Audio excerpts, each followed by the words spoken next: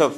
Le cours, pas le cours, est Leilou Nishmat, Messaoud Georges Ben Ferrae Fanny. Alors, Tou Bishvat. Tou Bishvat, c'est une fête qu'on connaît tous, mais on connaît très peu sur cette fête. On sait bien, Pessah, Shavuot, Sukkot, Rosh Hashanah, Kippour, Shabbat, ce sont des grandes fêtes, et on sait beaucoup de choses sur ces fêtes-là. Elles sont aussi des fêtes qui sont très importantes. Mais Tou Bishvat, à part qu'on mange des fruits ce jour-là, on ne sait pas grand-chose. Alors bon, on va essayer de dire quelques mots là-dessus, pour en effet expliquer que c'est une fête qui est très importante. Des fois, dans la Torah, il y a ce qui s'appelle les mi-fêtes qui ne sont pas appréciées à leur juste valeur, comme Chol HaMoed, Rosh Chodesh et Tou Bishvat. Et c'est bon de savoir quelques notions pour en effet pouvoir les aborder, les approcher comme il faut. Alors tout d'abord, on va expliquer l'origine de Tou Bishvat. Alors comme introduction, on va ramener, parce que dit la Gemara, d'abord il y a une marloquette, une discussion. Est-ce que le monde a été créé Rosh Chodesh Nissan ou Rosh Chodesh Tishri? Pas est-ce que Hachem a créé le monde le premier Nissan ou alors le premier Tishri? Bon, le Maasé, c'est déjà expliqué dans plusieurs commentateurs, comme le Ran, qui nous dit qu'en fait, on ne parle pas ici de la création du monde, mais de la création de l'être humain. C'est-à-dire que est-ce qu'Adam Arishon a été créé le premier Nissan ou le premier Tishri? Donc automatiquement, ça veut dire que, d'après ces deux avis, le monde a été créé le 25 Elul, c'est-à-dire que si on considère que le monde a été créé le premier Tishri, que Adam Arishon a été créé le premier Tishri, donc le monde a été créé le 25 Elul. D'après l'autre avis, le monde a été créé le 25 Adar. Bon, le massé entre parenthèses, les Rishonim, pas les Tosfot, ainsi que la Rizal, expliquent que la discussion, c'est-à-dire qu'il y a une discussion, mais en fait, les deux avis sont vrais. C'est-à-dire que Elou ve'Elou divrei Elokim Chaim. Qu'est-ce que ça veut dire? Parce qu'en effet, Hachem a créé le monde en deux temps. En Tishri, le 25 Elul, et donc le premier Tishri, Allah be'marchav to livrota olam, Hachem a pensé créer le monde. Évidemment, la pensée d'Hachem, c'est aussi une création réelle. Bon, on ne sait pas à quoi ça correspond exactement, mais c'est aussi une création. Hachem a pensé créer le monde en Tishri, et il a créé réellement les Maasé au mois de Nissan. Donc les deux sont vrais, n'est-ce pas? Mais ce sont des considérations différentes. Est-ce que c'est dans la Machacha, dans la pensée, ou alors dans l'action? Bon, mais ça c'est une parenthèse. Donc là on ne parle pas de la création du monde et de l'être humain dans la pensée et dans l'action. Mais les Maasé, ça va encore plus loin que cela. Parce qu'on parle ici de la création réelle. Vous savez, il y a une notion, la Gemara dit par exemple, il y a une notion qui s'appelle Arbaim Yom Lifne Yetzirat Avlad. On dit qu'il y a Yetzira, la création d'un enfant, le fœtus, sa création, en fait, c'est 40 jours après la conception. C'est-à-dire que quand est-ce qu'on considère qu'un fœtus il est vraiment créé, vivant, avec une neshama, une âme, c'est uniquement 40 jours après la conception. Mais en fait, ça démarre le début, pas c'est 40 jours avant, c'est la conception. Alors aussi, on parle ici de la création du monde, Yetzirat Briat Haolam, c'est la création réelle du monde dans la pensée ou dans l'action. Alors, qu'en fait, le monde a commencé à être créé, a commencé à être conçu 40 jours auparavant. Alors si on prend, n'est-ce pas, 40 jours avant le 25 Elul, ça nous donne Tou B'Av, le 15 Av, qui est aussi une fête, n'est-ce pas, dont parle la Mishnah, c'est notre sujet. Et si on prend 40 jours avant le 25 Adar, ça nous donne Tou Bishvat. Donc en fait, n'est-ce pas, Tou Bishvat, c'est le début de la création du monde, c'est la conception du monde, puisqu'en fait, le monde a été créé le 25 Elul, mais là c'est déjà une création réelle, alors que le monde a été conçu auparavant à Tou Bishvat. C'est pourquoi, pas d'ailleurs, c'est déjà noté, c'est déjà, on fait la remarque déjà dans plusieurs livres, sur le Tou Bishvat, que le jour de Tou Bishvat, qu'est-ce qui se passe en Israël? Eh bien, il y a ce qui s'appelle Chanitat Aperot, c'est-à-dire que les fruits commencent, le premier bourgeonnement des fruits commence ce jour-là à Tou Bishvat en Israël. Bon, de nos jours, je veux dire, c'est pas évident que c'est vrai pour tous les fruits, n'est-ce pas? Puisqu'en effet, on sait que le monde a été vraiment détérioré, a été transformé depuis la destruction du Beth Amikdash, mais c'est ce qu'il y avait auparavant, c'est que tout Bishvat, n'est-ce pas, tous les fruits en Israël commençaient à bourgeonner. De nos jours, c'est encore vrai pour certains fruits, pas pour tous. Donc, et c'est-à-dire que ça correspond, n'est-ce pas, ça correspond en effet à la conception du monde. C'est-à-dire que comme le monde a été créé, a commencé à être créé ce jour-là, eh bien, les fruits commencent aussi à bourgeonner ce jour-là. Alors, on va rappeler, n'est-ce pas, entre parenthèses, une notion bien connue au nom du Ramchal, on en a déjà parlé plusieurs fois. Le Ramchal nous dit que lorsqu'on fête une fête de la Torah, que ce soit Pessah ou Shavuot, Sukkot, toutes les fêtes, ce n'est pas uniquement un souvenir ou une commémoration d'un événement qui s'est passé il y a des millénaires, mais c'est plutôt essentiellement cet événement, c'est comme s'il est en train de se renouveler. C'est comme si nous sommes en train de vivre cet événement à nouveau chaque année. Par exemple, Shavuot, alors évidemment on se rappelle que Hachem nous a donné la Torah il y a 3315 années environ, au mont Sinaï, mais surtout ça veut dire que chaque année, ce jour de Shavuot, eh bien Hachem nous donne la Torah à nouveau encore une fois. Ce jour-là, Hachem nous donne la Torah, c'est un jour pour nous qui est propice pour recevoir, accepter la Torah, et c'est pourquoi on doit auparavant s'y préparer pour pouvoir recevoir la Torah comme il faut. Alors pas aussi, lorsqu'on arrive à Tu Bishvat, eh bien, ce jour-là, ce jour-ci, Hachem, c'est comme s'il renouvelle la conception du monde, la première création du monde entier, de tous les mondes qu'il a créés, de toutes les galaxies que Dieu a créées, eh bien, le renouvellement, la première conception de tout ce monde-là commence de nouveau à Tu Bishvat. Et c'est pourquoi un des signes qu'on a, c'est que pas les fruits qui viennent en effet ne pas désigner, montrer tout ce qui va fructifier, tout ce qui va pousser, tout ce qui va grandir, tout ce qui va être transformé de façon positive, eh bien, il commence à bourgeonner sur les arbres ce jour de Tu Bishvat. Bon. Ça, c'est ce qui se passe à Tu Bishvat, c'est, disons, la signification, la définition de la fête de Tu Bishvat. Bon, mais comme on sait évidemment que l'enseignement de la Torah, ce n'est pas un enseignement qui est stérile, qui est uniquement théorique, mais c'est surtout un enseignement qu'on doit pratiquer, qu'on doit carrément faire une projection avec notre personnalité. C'est pourquoi c'est écrit dans certains livres que Tu Bishvat aussi, c'est un jour qui est très propice, un jour qui est très spécial. Un jour qui est spécial à, on va appeler ça, à la métamorphose. C'est-à-dire que si quelqu'un désire de s'améliorer, de progresser, d'avancer, de se transformer, d'être tout d'un coup métamorphosé, eh bien, un des meilleurs jours de l'année, c'est en effet Tu Bishvat. Pourquoi ? Puisqu'en effet, le monde a été conçu ce jour-là, il a commencé, n'est-ce pas, à être créé ce jour-ci. Bien, c'est écrit aussi à Adam Etz Hasadeh. L'homme est comparé, n'est-ce pas, à l'arbre de la terre. Eh bien, un être humain aussi peut commencer à bourgeonner, peut commencer à être renouvelé chaque année à Tu Bishvat. C'est-à-dire que Hachem nous donne plusieurs occasions dans l'année de nous renouveler, de nous transformer. C'est pourquoi c'est écrit dans les Nevi'im, Kinar Israël va'oaveu. Hachem déclare et dit, ce que j'aime, n'est-ce pas, chez les Bnei Israël, Na'ar, que le peuple d'Israël, il a toujours cette caractéristique de l'adolescence, de la jeunesse. C'est-à-dire pas quelqu'un qui est déjà âgé, alors en effet, n'est-ce pas, il perd cette ferveur, cet enthousiasme, il commence, n'est-ce pas, à avoir une routine, une habitude, et pour lui c'est très difficile, n'est-ce pas, de transformer, de changer quelque chose dans sa vie. Alors que quelqu'un, n'est-ce pas, qui a cet esprit jeune, pour lui c'est plus facile, il a une certaine souplesse de pouvoir transformer sa vie, de pouvoir opérer certaines transformations dans sa personnalité. Alors Hachem nous dit qu'en effet, n'est-ce pas, que cette caractéristique, eh bien on peut l'avoir, on peut la mériter, la garder, la conserver, même à un âge avancé. C'est une caractéristique que Hachem il a inculquée en Israël. Qui Na'ar Israël va'oaveu.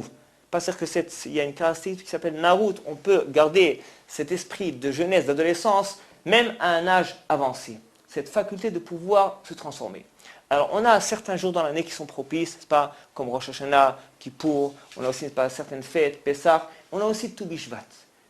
Bon, évidemment, chaque fête, c'est d'une facette différente. Alors, Tu Bishvat, en effet, comme on l'a dit auparavant, parce que le jour de Tu Bishvat, eh bien, Hachem renouvelle à nouveau son monde. Il commence de nouveau de créer le monde à partir, pas du numéro 1. Pour nous aussi, on a la possibilité de nous renouveler à partir de Tu Bishvat. Alors, on va expliquer qu'est-ce que ça veut dire concrètement. C'est-à-dire que si on veut réaliser un travail concret, un travail qui pourra nous faire avancer concrètement dans la vie quotidienne, eh bien, comment approcher, comment aborder la fête de Tu Bishvat.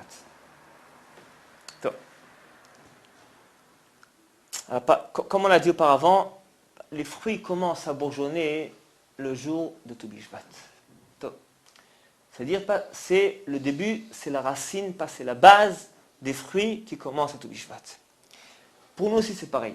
Pour un être humain, bien souvent, un être humain fait quelque chose, dit quelque chose, réagit de telle façon ou d'une autre façon. Et bien souvent, lorsqu'on veut essayer de comprendre ce qu'on a dit, ce qu'on a fait, ou alors ce que notre camarade a dit ou a fait, on va l'interpréter de telle façon, alors qu'en fait, c'est faux. La raison réelle est bien différente que ce que l'on peut imaginer. C'est-à-dire que si on fait une analyse, on va dire, psychologique, eh bien on peut arriver à une conclusion qu'en fait, n'est-ce pas, la cause, la raison de telle parole ou telle action est bien différente, bien plus profonde que ce qu'on pouvait imaginer. On va donner tout de suite quelques exemples. Mais auparavant, un exemple très simpliste, comme si imaginez quelqu'un, il a des boutons, n'est-ce pas, il souffre d'acné ou un problème de la peau. Alors qu'est-ce qu'il fait, n'est-ce pas? Il peut évidemment mettre sur sa peau une pommade pour calmer la douleur ou pour même éventuellement guérir les boutons qu'il a. Mais évidemment, c'est une solution qui est simpliste, qui est des fois rapide, mais qui n'est pas une solution en profondeur. Pourquoi? Parce qu'il a résolu le problème en superficie. Eh bien, le bouton, n'est-ce pas, a disparu, ne fait plus mal, mais quelques semaines, quelques mois après, il va de nouveau apparaître. Pourquoi? Parce que la raison, n'est-ce pas, de sa maladie, elle est toujours présente. S'il ira, par exemple, chez un dermatologue qui est spécialiste, eh bien, il pourra déceler, par exemple, je ne suis pas versé dans la matière, mais par exemple, il pourra déceler que ça peut provenir d'un problème au niveau du foie.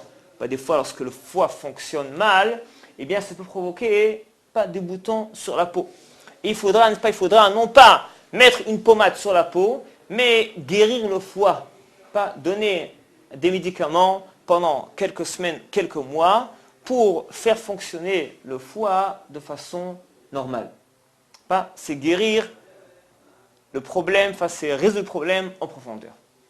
Aussi, lorsque on accomplit la Torah et les mitzvot, ou alors dans notre conduite, de tous les jours avec la société, eh bien souvent, n'est-ce pas, on a envie d'arranger quelque chose.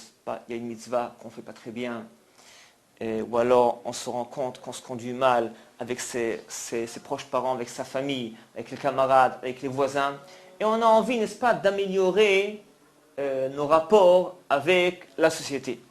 Alors bien souvent, n'est-ce pas, on est en train de chercher des solutions, mais qui sont superficielles. C'est comme une pommade que tu mets sur la peau.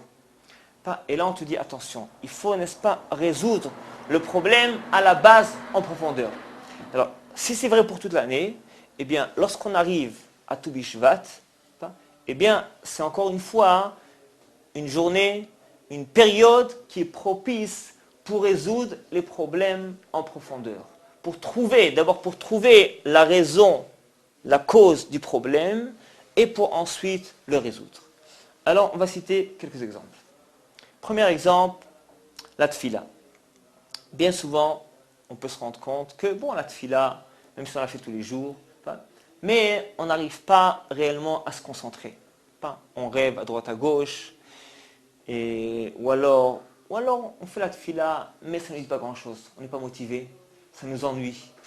Alors qu'est-ce qui se passe? Alors des fois, n'est-ce pas, on est en train de faire un effort. J'arrive pas à me concentrer. Alors je suis en train de je vais réaliser un effort de concentration, comme, n'est-ce pas, me forcer à me concentrer.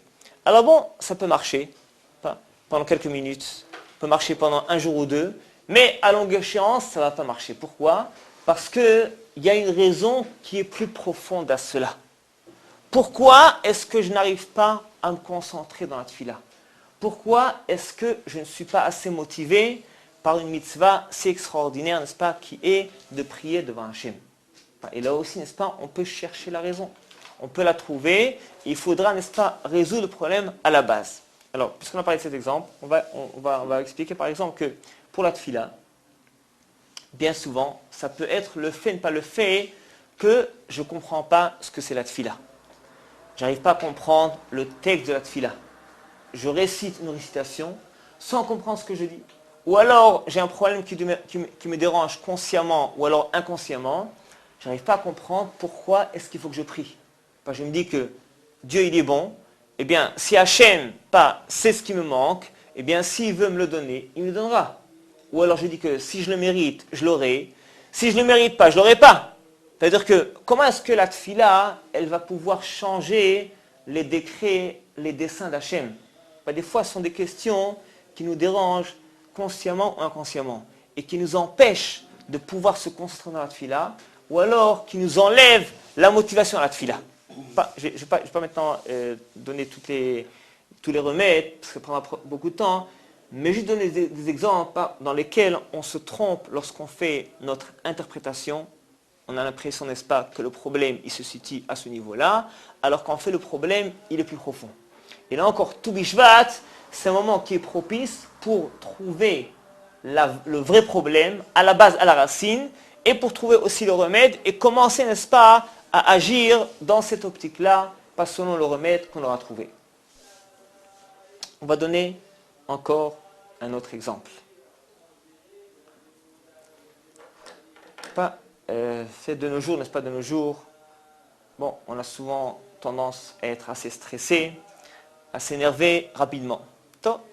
Alors quelqu'un, encore une fois, qui peut se rendre compte qu'il est trop nerveux, qu'il est trop coléreux, et il désire mettre fin à sa colère. Il décide de devenir un homme patient, un homme qui subit, n'est-ce pas, même tous les affronts qu'il doit subir tous les jours, toutes les semaines. Bon, mais il décide de mettre fin à sa colère. Parce qu'il se rend compte que s'énerver, être coléreux, non seulement ça n'avance à rien, mais en général, ça ne fait que empirer la situation. Donc, c'est bien beau. Mais la question est, quel est son remède? Parce que prendre une décision, c'est bien beau, mais ça ne suffit pas. Alors là aussi, on peut utiliser un remède qui va être superficiel, qui va être peut-être efficace, mais à courte échéance. C'est-à-dire que je prends la décision ferme, que jamais plus je m'énerve, jamais plus, n'est-ce pas, j'élève la voix, et si je suis énervé, je me tais. Bon, c'est bien beau. Mais là aussi, n'est-ce pas, c'est comme si on fait un effort surhumain. C'est comme, pas si on est en train de s'enchaîner lorsqu'on veut s'énerver, pour ne pas extérioriser sa colère. Bon, c'est aussi une bonne chose, c'est positif, il faut le faire aussi, mais ça ne peut pas résoudre le problème à longue échéance. Et tôt ou tard, n'est-ce pas, parce que même si on le fait, on ne peut pas, n'est-ce pas, toujours être tenu avec des cordes et des chaînes, et tôt ou tard, cette colère, elle va exploser. Là aussi, il faudra chercher quel est le problème à la base, et le résoudre, n'est-ce pas, à la base. Alors, par exemple, dans ce cas-là, en général, très souvent, ce qui se passe, pourquoi quelqu'un s'énerve? Qu'est-ce qui nous mène, qu'est-ce qui nous fait qu'on s'emporte pour une raison valable, ou des fois pour des bagatelles? Alors, en général, pas en général, ça dépend de certains préjugés. C'est-à-dire que, on a en général, dans notre conscient, ou alors dans notre subconscient, on imagine de quelle façon, de quelle manière je dois être respecté et honoré par mes camarades, mon voisinage, les gens au travail et ma famille, etc. C'est-à-dire que j'imagine qu'on doit me parler de telle façon. J'imagine qu'on doit, n'est-ce pas, me servir de telle façon. Je pense qu'il me revient d'être respecté, d'être honoré, qu'on ait avec moi un rapport de telle ou telle façon. Et automatiquement, dès que cette imagination, elle est déçue, c'est-à-dire que ce que j'avais pensé, imaginé, estimé qui me revenait, eh bien en effet je me suis rendu compte que ça ne s'est pas réalisé, là j'ai tendance à m'emporter, à m'énerver. Ou alors, n'est-ce pas, je peux espérer qu'un travail doit être fait à temps, il n'a pas été fait, alors là aussi tout de suite je peux m'énerver, pas sur ma secrétaire, ou alors sur les membres de la famille qui auraient dû faire telle ou telle chose. C'est-à-dire que, inconsciemment, j'avais estimé, imaginé que telle ou telle chose doit être faite, doit être dit de telle façon, et dès que ça n'a pas été réalisé, eh bien là, je m'énerve, je m'emporte. Donc en fait, le problème se situe à un niveau bien plus profond, pas dans notre subconscient. Quel est dans notre subconscient notre imagination? Quelles sont, n'est-ce pas, nos images qui sont bien claires et nettes, ce qu'on espère, ce qu'on attend d'autrui, la société. Et là, n'est-ce pas, si on veut régler le problème à la base, à la racine, là aussi, il faudra agir à cette base, à cette racine. C'est-à-dire que c'est bien simple, c'est un travail qui est très simple, il faut uniquement bien le comprendre et le réaliser. Il faudra, par exemple, essayer de transformer ces images. C'est-à-dire, essayer de s'imaginer, voilà, je vais rentrer chez moi à la maison, je vais rentrer dans le bureau de travail, je vais rentrer dans telle réunion, et je m'attends à ce que tel travail a déjà été réalisé, je m'attends à ce que la maison soit très ordonnée, je m'attends à ce qu'on me parle d'une telle façon, et là, n'est-ce pas, il faudra transformer ces images-là. Non, au contraire, je m'attends, je vais transformer ces images, je ne m'attends à rien du tout. Au contraire, je m'attends à ce que tous les travaux que j'avais demandé de faire, rien n'a été fait. Je m'attends, n'est-ce pas, à ce qu'on m'insulte, à ce qu'on m'offense, etc. Bon, j'exagère un peu, c'est pour expliquer de quelle façon résoudre le problème à la base, de façon catégorique, pour être sûr et certain de ne jamais m'énerver. C'est pas ça qu'on va rentrer dans... Bon, c'est sûr et certain que chaque cas est à traiter de façon différente. Parce que des fois, n'est-ce pas, il ne faut pas aussi devenir passif, indifférent dans la vie. Il faut, oui, que les choses soient faites, etc. Mais lorsqu'on parle des nerfs et de la colère qui sont toujours négatifs, qui n'amènent jamais à rien de constructif et de positif, eh bien, si on veut résoudre le problème à la base, d'abord, n'est-ce pas, il faut transformer les images qui sont déjà bien inculquées, intégrées, ancrées dans notre subconscient, transformer ces images, carrément, n'est-ce pas, les effacer. Ensuite, pour pouvoir, pour s'arranger, que le travail soit fait, etc., on cherchera d'autres remèdes, d'autres solutions qui sont plus faciles, plus positives. Est-ce que pour enlever ce décalage avec ce qu'on attend, de respect, etc., est-ce qu'il n'y a pas une notion d'humilité ou de crainte d'Hachem? Vous voyez, c'est être plus humble ou avoir plus de bitachon, de moulage. Je ne sais pas exactement, mais... Tu es en train, disons, de proposer d'autres remèdes à la colère. Bon, c'est vrai, je ne dis pas que c'est le remède unique.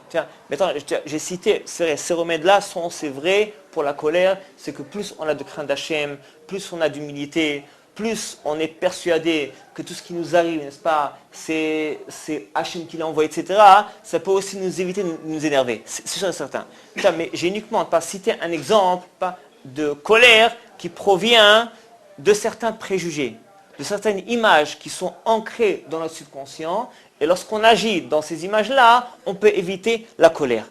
C'est pour citer encore un exemple de problème qu'il faut résoudre à la base et non pas en superficie.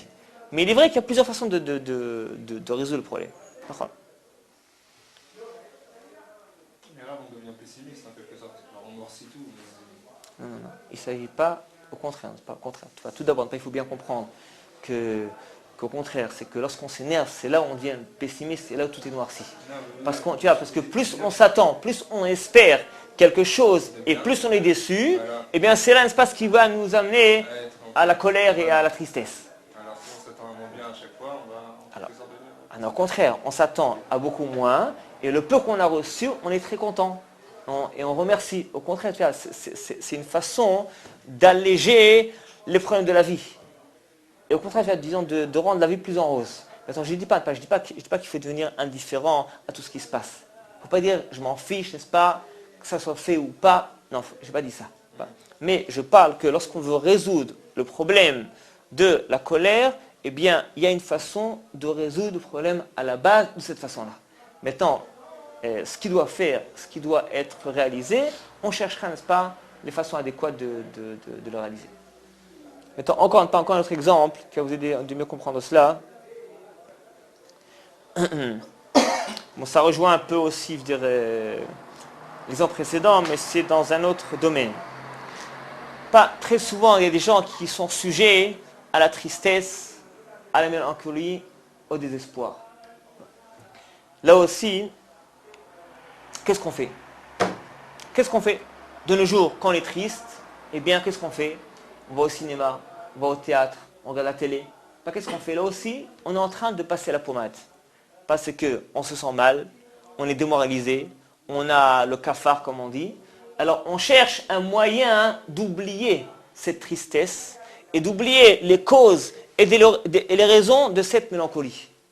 Et on va rejoindre un monde qui est tout à fait imaginaire, comme les films et les médias, etc., pour oublier cette tristesse et plonger dans un monde imaginaire. Mais ça ne va servir à rien.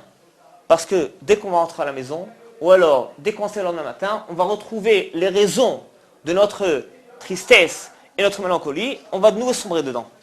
Non seulement on n'a pas avancé, mais bien souvent on a régressé. Parce qu'un problème qui n'est pas résolu, ce problème-là, il s'accentue encore plus. Imaginez quelqu'un qui est malade. Alors s'il va chez le médecin, il prend des médicaments, il va guérir. Mais s'il ne guérit pas, il ne prend pas des médicaments, qu'est-ce qu'il fait? Dès qu'il a mal, il prend, n'est-ce pas, un aspirine pour calmer la douleur. Et donc il oublie qu'il a mal, il oublie son mal. Mais le mal n'a pas été guéri. Le mal va s'accentuer. Par aussi, pour la tristesse, la mélancolie, elle s'installe, elle va être ancrée encore plus profonde. Là, au contraire, pas la façon intelligente de réagir, ça serait, au contraire, il faudra, n'est-ce pas, aborder le problème de face. C'est-à-dire, ne pas se sauver, ne pas s'enfuir, mais chercher quelles sont les raisons de ma tristesse. Là, encore une fois, bien souvent, n'est-ce pas, les raisons de la tristesse, de la mélancolie, c'est quoi? C'est de nouveau lorsque nous avons certaines images qui sont bien ancrées dans notre subconscient. Par exemple, j'ai une image bien définie, bien déterminée, consciemment, inconsciemment, que je m'attends à réussir à mes examens. Je m'attends à réussir dans ma vie dans tel ou tel domaine. Et j'attends que ma réussite, elle soit de tel degré. Si je fais une bonne affaire, si je vais dans un magasin, je m'attends à gagner telle somme d'argent chaque jour, chaque semaine. Et une fois, n'est-ce pas, que cet espoir, cette imagination, ce désir n'a pas été réalisé, eh bien là, je suis atteint par une déception. Là, on plonge dans la déprime, la mélancolie. Pourquoi? Parce qu'on s'attendait à telle réussite, on s'attendait, n'est-ce pas, à tel bonheur, à tel coup de chance, et on a réussi le contraire. J'ai joué à la loterie, j'étais sûr et certain de gagner le gros lot, et j'ai rien reçu. J'ai fait une affaire, j'étais sûr et certain que j'ai fait une bonne affaire, il s'est avéré que j'ai fait une mauvaise affaire. C'est en général, n'est-ce pas, une des raisons essentielles de la tristesse, désespoir, etc. Et là aussi, n'est-ce pas, il faut agir, n'est-ce pas, à ce niveau-là. Là aussi, n'est-ce pas, il faudra transformer ces images que nous avons, pas ces images qui sont ancrées bien profondément dans notre subconscient, il faudra éventuellement les transformer. Encore une fois, il ne s'agit pas de devenir indifférent à tout ce qui passe dans la vie, mais au contraire, il faudra changer d'optique. Il faudra voir le monde de façon différente. Par exemple, très souvent, c'est bien connu le machal, que lorsqu'une bouteille, elle est à moitié pleine et à moitié vide. Les deux, n'est-ce pas, sont vrais. La question, c'est qu'est-ce que tu regardes? Est-ce que le côté plein ou le côté qui est vide? Vous prenez encore un autre exemple. Deux enfants, deux frères jumeaux qui sont sur la plage et tout d'un coup, une vague vient les submerger.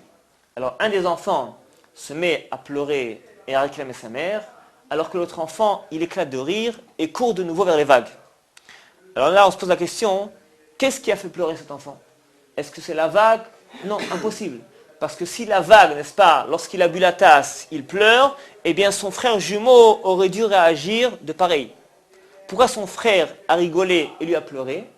Donc ce n'est pas la vague qui fait pleurer ou rire, mais c'est la façon dont tu vas interpréter l'événement qui t'est arrivé. C'est-à-dire la façon dont une personne va communiquer avec, n'est-ce pas, son subconscient, c'est ce qui va provoquer la joie ou la tristesse, le bonheur ou alors la déception, le rire de l'enfant ou alors les pleurs de l'enfant. C'est-à-dire que chaque événement, à toi libre de l'interpréter de telle ou telle façon. Donc là aussi, c'est faux de considérer que c'est tel événement, n'est-ce pas, qui t'a amené à la tristesse ou alors, n'est-ce pas, au bonheur. C'est la façon dont tu l'as interprété. Là aussi, il faut traiter le problème à la racine, à la base. Bon, je dis pas, c'est sûr et certain qu'il y a certains événements qui sont plus portés à être interprétés de façon positive et d'autres de façon négative, n'est-ce pas? Mais même dans ce cas-là, même un événement qui est dramatique, qui est négatif, nous avons toujours la possibilité de l'interpréter selon notre volonté. On peut, n'est-ce pas, encore plus dramatiser, ou alors on peut limiter le côté dramatique. On peut agrandir, accentuer le côté, n'est-ce pas, le côté chance et bonheur de l'événement, ou alors on peut avoir tendance à le minimiser, ça dépend de nous. Là aussi, n'est-ce pas, ça dépend de la façon dont on va interpréter tout cela. Bon, enfin, c'est un sujet à part qui est assez vaste. Je rejoins un autre sujet pour terminer. Donc, Tu Bishvat, n'est-ce pas, c'est une période qui est propice à transformer la façon dont on interprète les événements. C'est-à-dire ne pas vouloir régler le problème en superficie, mais au contraire le régler, le transformer à la base et à la racine. Parce qu'on ne sait pas, Tu Bishvat, c'est là où le monde est renouvelé, c'est là où les fruits commencent à bourgeonner, c'est ce jour-là que Hachem a vraiment réellement commencé à créer le monde. Et bien pour nous aussi, nous avons la possibilité ce jour-là d'être de nouveau créés, d'être renouvelés encore une fois. Carrément de procéder à une métamorphose en soi. Alors en fait pas, Tu Bishvat, c'est le jour en effet le plus important par rapport à cela, mais en effet ça se propage jusqu'au 25 Adar. Pas sûr que cette idée, elle est valable pendant les 40 jours, n'est-ce pas, dans lesquels, qui consistent à la procréation, n'est-ce pas, du fœtus, à la procréation du monde entier. Pas aussi pour nous, c'est comme si on est en train de commencer la création de notre personnalité à partir de Tu Bishvat jusqu'au 25 Adar. Donc on a 40 jours dans lesquels on a la possibilité de transformer réellement notre personnalité. Ça dépend pas de la façon dont on va travailler pendant ces jours-là. D'après ce que vous dites, alors le jour de Tu Bishvat, c'est propice pour une introspection de l'homme. Donc on aurait dû instituer que l'homme il fasse chouva ou alors instituer des actes qui vont l'aider à faire cette introspection. Quel est le sens de manger des fruits et tout ça? Est-ce que ça va nous permettre une introspection, ça? Top. Quels sont les actes que l'homme peut faire pour justement être métaken les choses à la base? Parce que, comme vous avez dit, en fait, ce que tu dis, bon, c'est dans plusieurs livres qu'en effet, Tu Bishvat, c'est aussi un jour de tchouva. Mais cependant, c'est un tchouva mitor simcha ou mitor odaya Hashem. C'est-à-dire pas une tchouva, mais dans la joie et aussi dans le fait de remercier Hashem. C'est-à-dire que, cette introspection, elle doit être réalisée. Mais elle doit démarrer d'une façon différente. C'est-à-dire qu'on doit démarrer d'abord par la prise de conscience. Que Hachem a commencé à créer le monde ce jour-là. Et Hachem renouvelle son monde ce jour-là. C'est bien aussi c'est écrit de contempler dans les arbres qui sont carrément dénudés en hiver, n'est-ce pas? Et puis il n'y a carrément rien du tout. C'est comme, n'est-ce pas, une triatamétime. C'est comme la résurrection des morts, de voir, n'est-ce pas, que de nouveau tout commence à fleurir et à pousser, pas à partir de Tu Bishvat. Et c'est là où on prend conscience de la création du monde d'Hachem. Parce que, comment se rendre compte que nous avons été créés? Il faut le voir autour de nous. C'est très difficile de réaliser une introspection sur nous directement. Il faut d'abord commencer par contempler le monde que Hachem a créé, être fasciné par la création du monde. Maintenant, le fait n'est pas de manger des fruits, c'est aussi le même principe. C'est-à-dire que Il faut agir concrètement et aussi verbalement pour pouvoir prendre conscience de cela et remercier Hachem. C'est-à-dire que pour remercier Hachem du monde extraordinaire qu'il a créé, eh bien il faut prendre goût. Il faut le goûter, il faut l'apprécier pour le remercier. C'est pourquoi on s'écrit que c'est bien de goûter un peu de tous les fruits qu'on a. C'est un kiss qui se met de prendre une trentaine de fruits, n'est-ce pas? Il y a plusieurs catégories de fruits. Il y a des fruits qui ont une écorce, pas une peau, à l'extérieur. Il y en a qui ont un noyau à l'intérieur. Il y en a qui n'ont rien du tout, n'est-ce pas? Il y a 3 catégories de fruits. Alors c'est bien de prendre pas 10 fruits de chaque catégorie. Pas des fruits qui n'ont aucune peau, aucun noyau, comme par exemple les fraises. Des fruits qui ont uniquement des noyaux, et des fruits qui ont une peau à l'extérieur ou le noyau, qui ont les deux, c'est pareil. Bon, il y a aussi encore un autre inyan, c'est écrit que c'est quand on fait la brachot, on introduit, n'est-ce pas, de la gdusha dans les fruits, ce qui va aussi nous permettre de nous transformer par la gdusha. Parce que la transformation, elle se réalise et par le da'at, n'est-ce pas, et par la prise de conscience, la compréhension, l'analyse psychologique, mais aussi par le fait de sanctifier notre corps. Et la sanctification, elle démarre par les brachot. Parce que parce qu'en effet, un des éléments qui nous amène à être trop matérialiste, c'est le fait, disons, de trop être attiré par les plaisirs de ce monde-là. Alors pour éviter ce côté matérialiste, eh bien, il y a la sanctification qui se fait par les brachot. Chaque fois qu'on récite une bracha sur un fruit, sur un aliment, ça nous permet d'éviter de sombrer dans le côté matériel de ce monde-ci. Ça sanctifie le fruit, l'aliment, et ça sanctifie aussi notre corps. Et moi, c'est encore un truc. L'homme devrait faire beaucoup de brachot ce jour-là sur les fruits. C'est écrit que c'est bien pas de manger beaucoup de fruits ce jour-là, plusieurs catégories de fruits, et de remercier de faire des brachot, bien évidemment, kavana. Il y a une catégorie de fruits spéciale sur les 7 fruits d'Israël, je sais pas. Les 7 fruits d'Israël, tout d'abord. À part ça aussi, au total, c'est écrit que c'est bien de manger une trentaine de fruits. Tu as 10 fruits qui n'ont pas ni noyau ni peau, 10 fruits qui ont que le noyau, et 10 fruits qui ont une peau avec noyau ou sans noyau. Ça, c'est bien de le faire si on peut.